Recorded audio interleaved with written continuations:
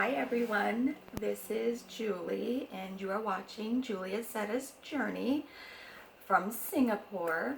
To give you a little bit of background information, I was a teacher with Pinellas County Schools in Florida for the last 13 years teaching elementary education, second grade.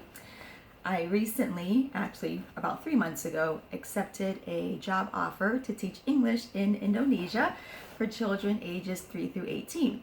So that is what inspired me to create Julie's Journey, because I want all of my stateside friends and anybody else really to follow me and subscribe to my YouTube channel, Julie Acetta's Journey, and to just come with me along on this journey.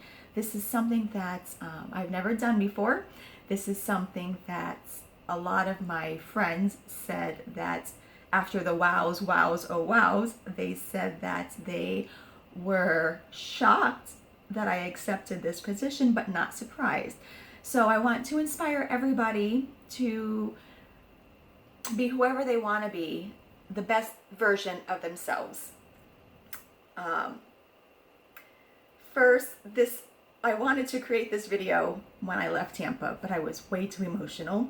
Then I wanted to create it when I was in my layover at San Francisco, and I was still a little emotional. So I had about 16 or 17 hour flight from San Francisco to Singapore, and I was able to collect my thoughts and find clarity and refocus. So I made my first video at the Singapore airport when I landed, and I don't know what happened to it. It's somewhere. I'm learning all of this. It is a totally new experience. If you know me, I'm not too tech savvy. My friend Marnie and Kevin Haggerty from God Logic Project can tell you this. So bear with me, be patient with me. I have 12 months to make each video better, and you'll see, my hopes is that you'll see the gradual growth of these videos that I'm creating for you. I could not have done this in the last 3 months without my friends from Florida. I just want to say thank you so very much for all of your supports and all of your help, for those who have helped pack my closet and my shoes and box everything up, for those who helped clean my house and scrub my house and did research about this journey of mine and contacted friends that they know who have done this before. So thank you very, very much. Your efforts and love truly goes noticed, and I miss you. I'm grateful for you. Okay. My first stop is Singapore, where I am now. I'm actually in Chinatown in Singapore, staying at a hotel called the Southbridge Hotel. Again, I have video clips of those too. When I figure this out, I'll send them to you as well. I had to get myself from the Singapore airport to my hotel. I was not sure of the hotel that I ended up purchasing, because after 2 hours of clicking, trying to find a hotel close to where I needed to be to finalize my work visa in Singapore and in the dollar amount that my new employer would reimburse me for, I just finally clicked something. And you might have said, Julie, why didn't you, if you didn't know what you clicked, why don't you just look at your booking information and reservations? And then my thinking is, what fun is that? I want to be pleasantly surprised. So I arrived in this hotel and I was pleasantly surprised.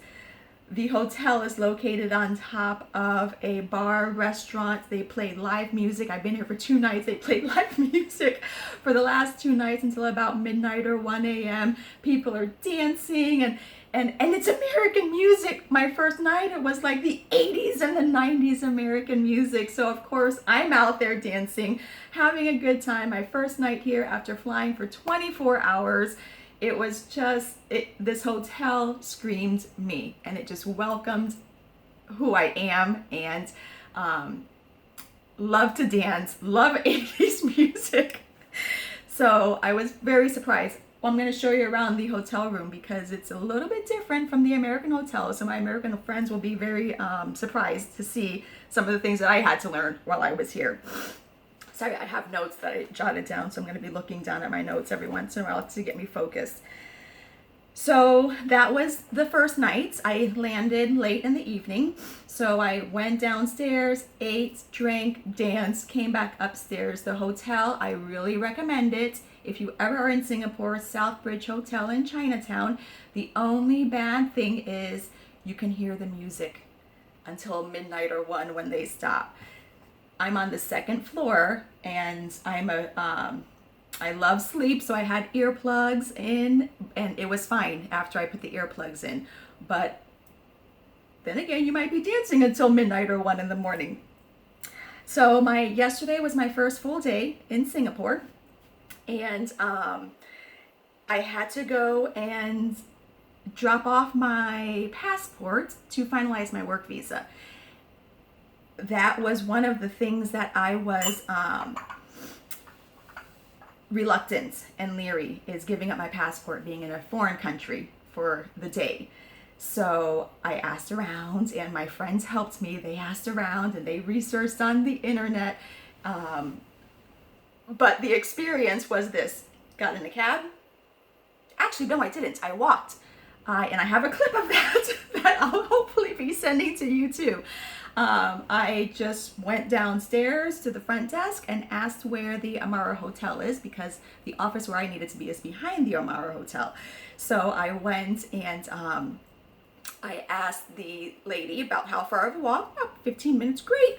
So I just headed straight down, started walking, found my way. Here's the funny thing is, in Singapore, they drive on the left side of the road.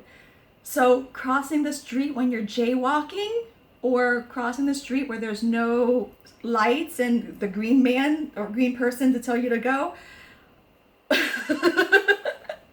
Talk about having to look both ways 4 times, because I sometimes got confused when I'm looking this way and the cars are actually coming this way because they're driving on the opposite side of the road for the States.